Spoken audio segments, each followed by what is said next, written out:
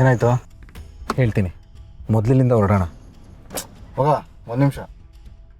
ಅಲ್ಲ ಕಣ, ನೀನು ಎಲ್ಲ ವಿಷಯನೂ ಆ ಹುಡುಗಿ ಹತ್ರ ಹೋಗಿ ಹೇಳ್ಬಿಟ್ಟಿದ್ಯಾ.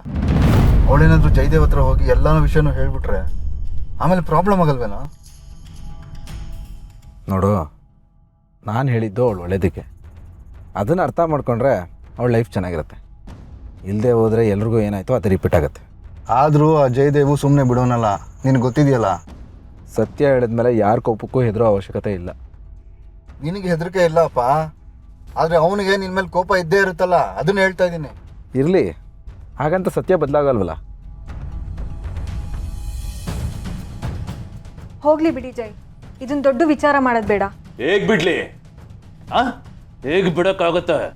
ನನ್ನ ಬಗ್ಗೆ ನನಗೆ ಆಗದೆ ಇರೋನೊಬ್ಬ ಬಂದು ನಿನ್ನ ತಲೆಯಲ್ಲಿ ವಿಷ ಬಿತ್ತಾನೆ ಅಂತಂದ್ರೆ ಅದನ್ನ ನೋಡ್ಕೊಂಡು ಹೇಗೆ ಬಿಡಕ್ಕಾಗುತ್ತೆ? ಈಗಲೇ ತೆಗಿಸ್ತೀನಿ, ಅವನ ಬಾಯಲ್ಲಿ ಹೇಳಿಸ್ತೀನಿ ಅವ್ನು ಹೇಳಿರೋದೆಲ್ಲ ಸುಳ್ಳು ಅಂತ. ಹಾಗೆ ನಿನಗೆ ಗೊತ್ತಾಗುತ್ತೆ.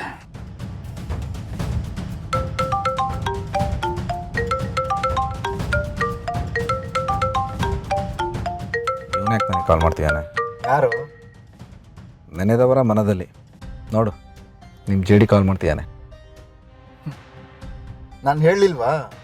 ಆ ಹುಡುಗಿ ಪಕ್ಕ ಅವನ ಹತ್ರ ಹೋಗಿ ಎಲ್ಲ ವಿಷಯನೂ ಹೇಳಿರ್ತಾಳೆ, ಅದಕ್ಕೆ ಅವ್ನು ಕಾಲ್ ಮಾಡ್ತಿದ್ದಾನೆ.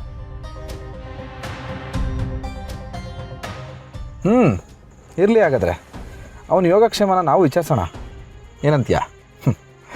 ಏಯ್ ಒಂದು ನಿಮಿಷ ಮಗ, ಬೇಡ. ಈ ಟೈಮಲ್ಲಿ ತುಂಬ ಕಾಂಪ್ಲಿಕೇಟ್ ಆಗುತ್ತೆ. ಅವನೇನೋ ಒಂದು ಮಾತಾಡೋದು, ನೀನೇನೋ ಒಂದು ಅದಕ್ಕೆ ಹೇಳೋದು ಸರಿ ಇರಲ್ಲ. ನಾಳೆ ಒಂದು ಕೂಲ್ ಆದ್ಮೇಲೆ ಮಾತಾಡೋಣ. ಛೇ, ಸಿಗ್ನಲ್ ಸಿಗ್ತಾ ಅಲ್ವಾ? ಸಿಗೋವರೆಗೂ ಬಿಡಲ್ಲ.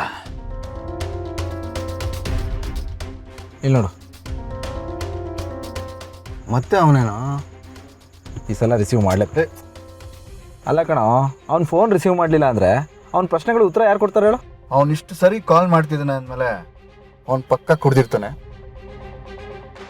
ಕುಡ್ದಾಗ ಗೊತ್ತಲ್ಲ, ತುಂಬ ಕೆಟ್ಟದಂಗೆ ಮಾತಾಡ್ತಾನೆ, ಬರೀ ಬೇಡದೇ ಇರೋದನ್ನೇ ಮಾತಾಡ್ತಾನೆ.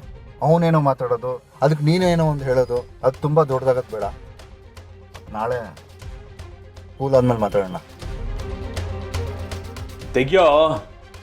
ತೆಗಿಯೋಲೇ. ನೋಡು, ರಿಸೀವ್ ಮಾಡ್ತಿಲ್ಲ. ಅವನು ನಿನ್ನ ಹತ್ರ ಹೇಳಿರೋದೆಲ್ಲ ಸತ್ಯ ಆಗಿದ್ದಿದ್ರೆ ಅವನು ಇವಾಗ ರಿಸೀವ್ ಮಾಡಬೇಕಿತ್ತು, ಮಾಡ್ತಿಲ್ಲ. ಯಾಕೆ ಹೇಳು? ತಪ್ಪು ಅವನು ಹೇಳಿರೋದು.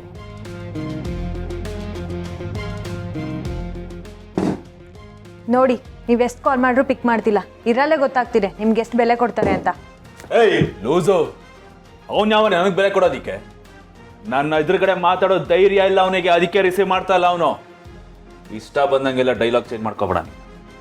ಏಯ್, ಅವನ ಪರವಾಗಿ ಮಾತಾಡ್ತಾ ಇದೆಯಲ್ಲ, ಏನೇ ಗೊತ್ತು ನಿನಗೆ ಅವನ ಬಗ್ಗೆ? ಪಬ್ಬಲ್ಲಿ ಆಡಾಡ್ಕೊಂಡು ಪಿಟೀಲ್ ಕೊಯ್ಕೊಂಡು ಭಿಕ್ಷೆ ಬೇಡ್ತಾ ಇದ್ದವನು ಅವನು. ನಯ ಪೈಸಾ ದುಡ್ಡಿರಲಿಲ್ಲ ಅವನ ಹತ್ರ.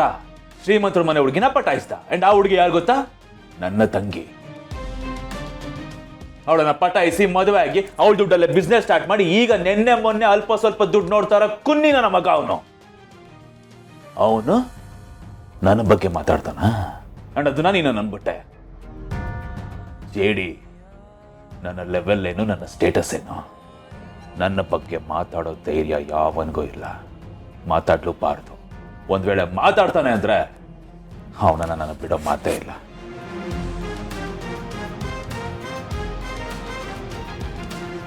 ಫೋನ್ ತೆಗಿಲಿಲ್ಲ ಅಂದ್ರೆ ಬಿಟ್ಬಿಡ್ತೀನ? ಹುಡುಕೊಂಡು ಅವನಿರೋ ಜಾಗಕ್ಕೆ ಹೋಗ್ತೀನಿ. ಇದು ಹಿಂಗಾದ್ರೆ ಸರಿ ಹೋಗಲ್ಲ. ನೋಡಿ, ಎಲ್ಲಿಗೆ ಜೈ? ಪಕ್ಕದಲ್ಲಿ ಬೀಗ್ರೂಟ್ ಆಗ್ತಾರೋ ತಿನ್ಕೊಂಬರೋದಿಕ್ಕೆ. ಏಯ್ ನಡಿ ಅವನ ಹತ್ರ. ಅವ್ನು ಕರೆಕ್ಟಾ ನಾನು ಕರೆಕ್ಟ್ ಅಂತ ಪ್ರೂವ್ ಮಾಡ್ತೀನಿ. ಬೇಡ ಜೈ, ನಾನು ನಿನ್ನ ನಂಬ್ತೀನಿ. ನಂಬ್ತ್ಯಾ? ಹಾ ಜೈ. ನಂಬೋಳು ಇವಾಗ ಯಾಕೆ ಪ್ರಶ್ನೆ ಕೇಳಿದೆ? ನನ್ನ ಬಲವಂತಕ್ಕೆ ನೀನು ನಂಬಾರ್ದು. ಸತ್ಯ ಏನು ಅಂತ ನಿನಗೆ ಅರ್ಥ ಮಾಡಿಸಿ ನಂಬಿಸ್ತೀನಿ. ಬಾ ಜೈ.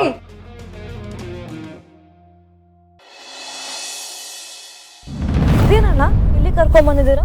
DD drive, drink and drive enforcement. But ನಾವು ಕ್ರೈಮ್ ವಿಂಗ್ ಅಲ್ವಾ? ಡ್ರಿಂಕ್ ಆ್ಯಂಡ್ ಡ್ರೈವ್ ಅಂದರೆ ಟ್ರಾಫಿಕ್ ಅಫೆನ್ಸ್ ಮಾತ್ರ ಅಲ್ಲ, ಚೆಕಿಂಗ್ ವೇಳೆ ಕುಡ್ದಿರೋರು ರಿಜಿಸ್ಟರ್ ಮಾಡೋದು, ಗಲಾಟೆ ಮಾಡೋದು, ಪೊಲೀಸ್ ಜೊತೆ ಮಿಸ್ಬಿಹೇವ್ ಮಾಡೋದು, ಇದನ್ನೆಲ್ಲ ಹ್ಯಾಂಡ್ಲ್ ಮಾಡೋದಕ್ಕೆ ಕ್ರೈಮ್ ಟೀಮ್ ಅಂತ ಇರುತ್ತೆ. ಜಾಯಿಂಟ್ ಡ್ರೈವ್ ಅಂದರೆ ಟ್ರಾಫಿಕ್, ಲ್ಯಾಂಡ್ ಆರ್ಡರ್ ಎರಡೂ ಒಟ್ಟಿಗೆ ಕೆಲಸ ಮಾಡ್ತೀವಿ. ಸರಿ ಆಗಿದ್ರೆ ಐ ಆಮ್ ರೆಡಿ. ಬನ್ನಿ ಮೇಡಮ್, ಪರಿಚಯ ಮಾಡಿಸ್ತೀನಿ.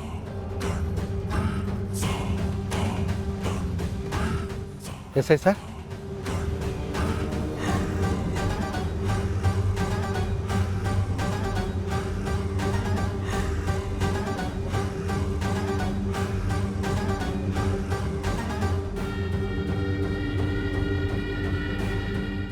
ಆಸೆ ಕಾಡಿದ್ಯಾ?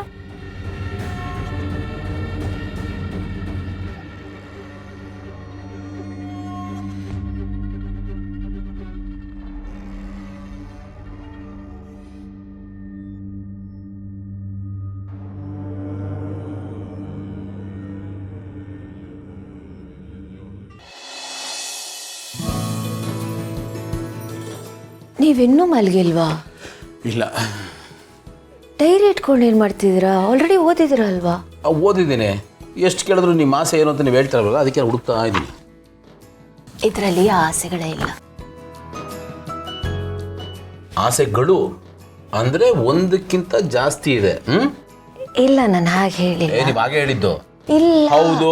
ಇಲ್ಲ. ಹಲೋ, ಇದು ಕೋರ್ಟ್ ರೂಮ್ ಅಲ್ಲ, ನಮ್ಮ ಬೆಡ್ರೂಮು. ವಾದ ವಿವಾದ ಎಲ್ಲ ಬೇಕಾಗಿಲ್ಲ. ಅದೇನು ಅಂತ ಹೇಳಿ ಪ್ಲೀಸ್. ಹೋಗ್ಲಿ ಬಿಡ್ರಿ, ಈಗಿನ ಆಸೆ ಬಿಟ್ಬಿಡ್ರಿ. ನಾವಿಬ್ಬರು ಮದುವೆ ಆಗೋದಕ್ಕೆ ಮುಂಚೆ ನಿಮ್ಮ ಜೀವನದಲ್ಲಿ ಸಣ್ಣ ಪುಟ್ಟದ್ದು ಏನಾದರೂ ಆಸೆ ಇದ್ದಿರ್ಬೋದಲ್ಲ, ಅದೇನು ಅಂತನಾದರೂ ಹೇಳ್ರಿ. ಮದುವರೆ ನಾನು ಮದುವೆ ಆಗಿ ಬಂದಮೇಲೆ ಅದನ್ನೆಲ್ಲ ಮರ್ತೇ ಬಿಟ್ಟಿದ್ದೆ ನಾನು.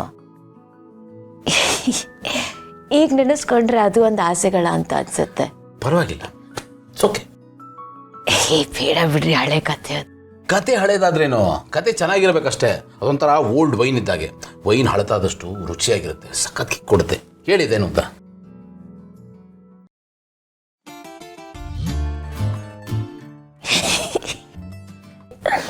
ನನಗೆ ಹೇಳೋಕ್ಕಾಗ್ತಿಲ್ಲ, ನಗು ಬರ್ತಿದೆ. ನನಗೂ ಹೇಳ್ರಿ, ನಾನು ನಗ್ತೀನಿ. ಇಬ್ರು ಸೇರ್ ನಗೋಣ, ಅದರಲ್ಲಿ ಏನಿದೆ ಹೇಳಿ. ನಿಮ್ಮನ್ನು ಮ್ಯಾನೇಜ್ ಮಾಡೋದು ತುಂಬಾನೇ ಕಷ್ಟ.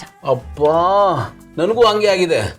ನಿಮ್ಮಿಂದ ಒಂದು ಮಾತು ಆಚೆ ತರೋದು ಎಷ್ಟು ಕಷ್ಟ ಆಗ್ತಾ ಇದೆ ಅಂದರೆ, ಮೈನಿಂಗ್ ಮಾಡ್ತಾರಲ್ಲ ಅಷ್ಟು ಕಷ್ಟ ಆಗ್ತಾ ಇದೆ ನನಗೆ. ಆ್ಯಕ್ಚುಲಿ ಅದೇ ಸುಲಭ ಅನಿಸುತ್ತೆ. ಯಾಕೆಂದರೆ ಒಳಗಡೆ ಬಂಗಾರ ಇದೆಯೋ ಕಬ್ಬಣ ಇದೆಯೋ ಏನೋ ಒಂದು ಗೊತ್ತಿರುತ್ತೆ. ನೀವು ಏನು ಮಾತಾಡ್ತೀರಾ ಅಂತಲೇ ನನಗೆ ಗೊತ್ತಾಗ್ತಿಲ್ಲ. ನಾನಂತೂ ಬಾಯ್ ಬಿಟ್ಕೊಂಡು ನಿಮಗೆ ಕೇಳೋ ಥರ ಆಗಿದೆ. ಯಾಕ್ರಿ ಇಷ್ಟೊಂದು ಅಯ್ಯೋ ಅನ್ನಿಸ್ತೀರಾ? ಪ್ಲೀಸ್ ಹೇಳ್ರಿ. ಸರಿ, ಹೇಳ್ತೀನಿ. ಹಾಂ, ಆದರೆ ಒಂದು ಕಂಡೀಷನ್. ನಿಮ್ಮ ಎಲ್ಲ ಕಂಡೀಷನ್ಗೂ ಓಕೆ ರೀ. ನೀವು ನನ್ನನ್ನು ಆಡ್ಕೋಬಾರ್ದು, ನಂಗೆ ಗೇಲಿ ಮಾಡಬಾರ್ದು. ಈ ವಿಚಾರದಲ್ಲಿ ಯಾರಾದರೂ ಆಡ್ಕೋತಾರ ಭೂಮಿಕಾ? ಗೇಲಿ ಮಾಡ್ತಾರ? ನಾನೇ ವಾಲಂಟಿಯರ್ ಕೇಳ್ತಾ ಇದ್ದೀನಿ, ಹೇಳಿ. ಮಧ್ಯದಲ್ಲಿ ಮಾತಾಡ್ಬೇಡಿ ನೀವು. ಓ, ಡನ್.